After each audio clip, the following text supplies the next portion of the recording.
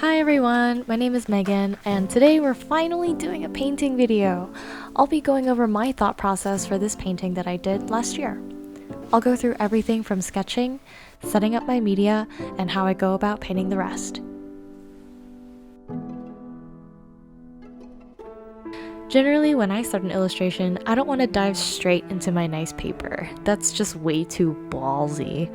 I like to browse Pinterest for references and studies to warm up and kind of get a feeling for what I want my painting to be.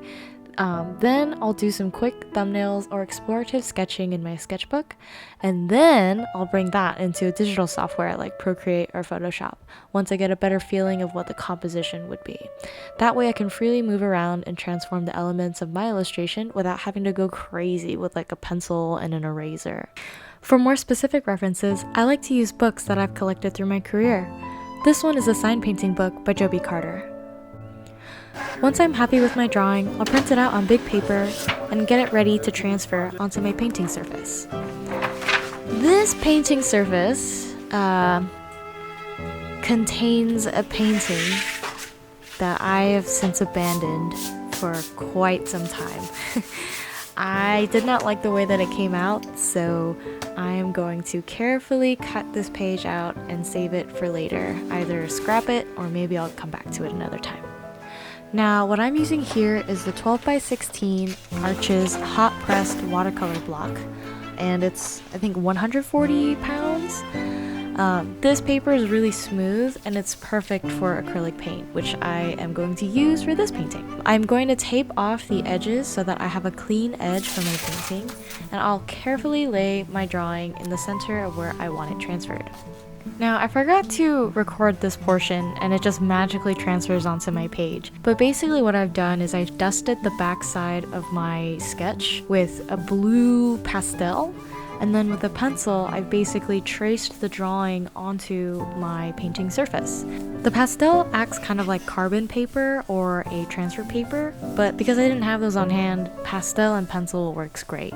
After everything's traced over, I paint the whole thing with a wash of sienna, and I'm ready to start painting.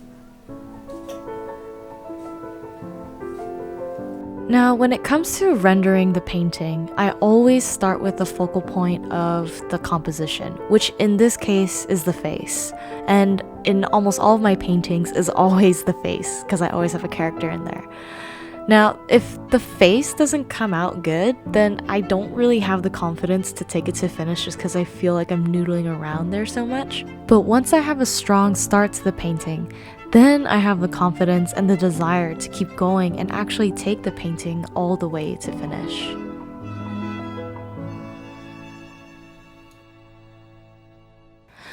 This painting took me several days, if not weeks, maybe like 2 weeks at most. This is one of the largest paintings that I've done in a really long time. I usually work in very small format, nothing larger than like 10 by 10 at most.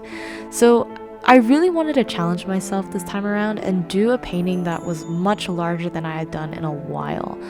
That made rendering a lot of the smaller details like a lot easier because I can actually see it, but it did make some parts of the painting really tricky and I ran into a lot of mistakes. So in this case, when fixing a mistake, I had to be really clever on like how to approach fixing this type. I basically just retyped and printed the words that I needed to fill into the ribbon, and retrace, retransfer, and repaint the section that I so painstakingly tried for many hours to fix. It wasn't perfect, but it was good enough for what I had intended for this painting. Now, for the rest of the painting, I just kind of went in and tried to have fun with all the additional elements within a painting, because I typically don't put a lot of background props or foliage in a lot of my work. I wrap up this piece by painting a background with a white, gray, blue? What color is that? And here it is, the final piece. I love painting in a background because I can really carve out all of the additional details and silhouettes that are found in all of the elements. So yeah, that's my process.